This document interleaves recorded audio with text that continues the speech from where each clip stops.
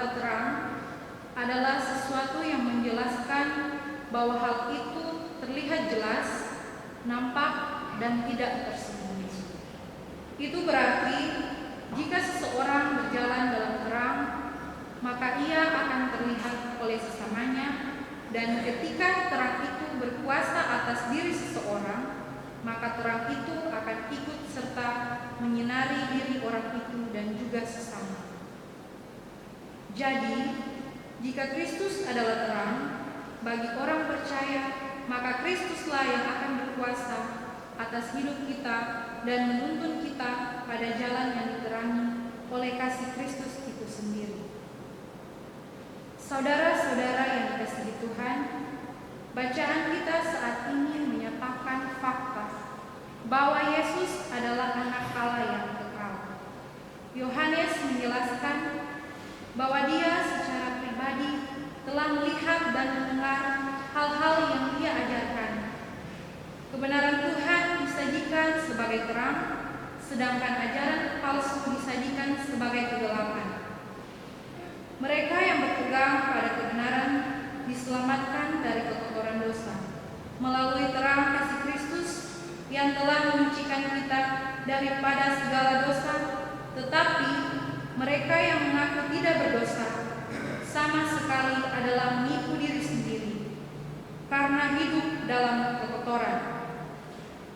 Ayat 6 berbicara hal berjalan dalam kegelapan, yang berarti hidup seseorang itu dipenuhi dusta dan selalu melakukan hal yang tidak benar.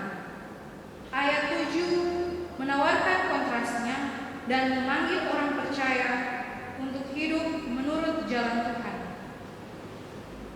Yesus Kristus adalah terang itu sendiri, dan bagi kita para pengikutnya harus memberikan kesaksian tentang terang itu. Karena itu, sebagai orang percaya, kita dipanggil untuk berjalan menurut tentang terang kebenaran kasih Kristus dan bukan berdasarkan keinginan manusia itu sendiri. Apa yang akan terjadi jika orang percaya secara khusus kita sebagai pemuda gereja berjalan dalam terang kebenaran kasih Kristus? Yang pertama, sebagai orang percaya, kita akan memiliki komunitas dan persahabatan satu sama lain. Sebagai pemuda gereja, kita akan dapat saling menguatkan dan saling menolong. Yang kedua, orang percaya akan mengalami pengampunan. Artinya, sebagai anak muda ada pengampunan bagi kita ketika kita mengaku dosa kita dan tidak melakukannya lagi. Artinya, ada pertobatan sejati.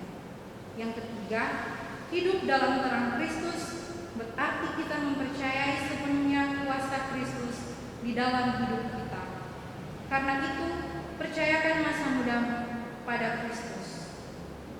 Keempat, berjalan dalam terang kasih Kristus berarti menyediakan waktu kita untuk membaca, merenungkan, dan melakukan firman Tuhan, sehingga akan menghasilkan seorang pemuda yang hidup dalam persekutuan yang dikuduskan bersama dengan orang lain, sebab di dalamnya kasih Allah yang menjadi dasar dari semua kebenaran.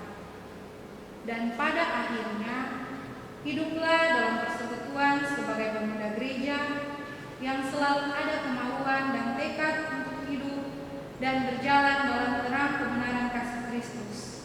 Maka Tuhan akan melengkapi segala kekurangan kita dan memberikan kedamaian dalam hidup kita, serta dimampukan untuk menciptakan persekutuan bergereja yang selalu hidup dalam terang sama seperti Kristus yang ada di dalam terang itu.